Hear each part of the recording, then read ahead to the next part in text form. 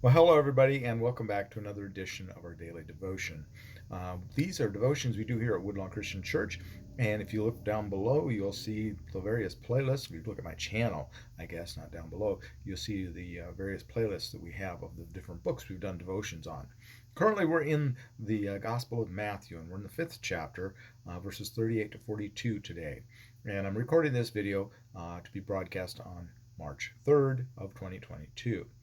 We are in the middle of the Sermon on the Mount, and we are to those verses where we're talking about retaliation, an eye for an eye, a tooth for a tooth, and all of that. So it is something that we've all heard and are familiar with. So let's take a look, shall we? You have heard that it was said, an eye for an eye and a tooth for a tooth. But I say to you, do not resist an evildoer. But if anyone strikes you on the right cheek, turn the other also.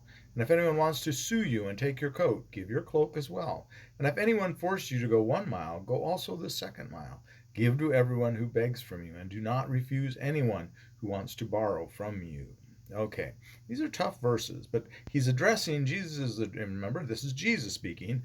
Jesus is addressing the Old Testament law that says that limits retaliation, so that it's in kind.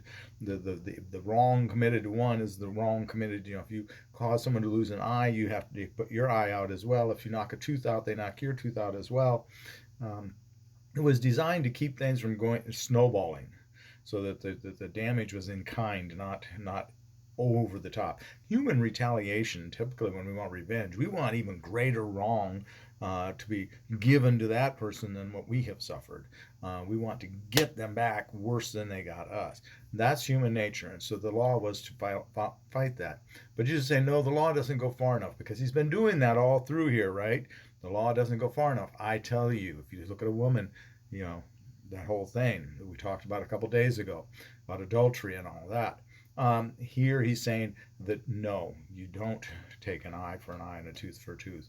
But I say to you, resist an evildoer. Resist the temptation to cause harm to them. If one strikes you on your right cheek, turn your other cheek as well. And say, it's an act of defiance, to be quite honest.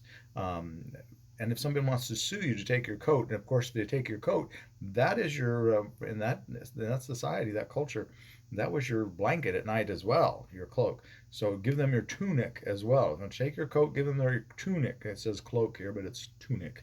Your undergarment, your garment. You're going to be basically naked, is what happens. If you give them both your coat and your tunic, you're walking around, pretty much naked, very little coverage. So you're exposed to the world. And of course, in some ways, that would be a ridicule to them in some ways as well.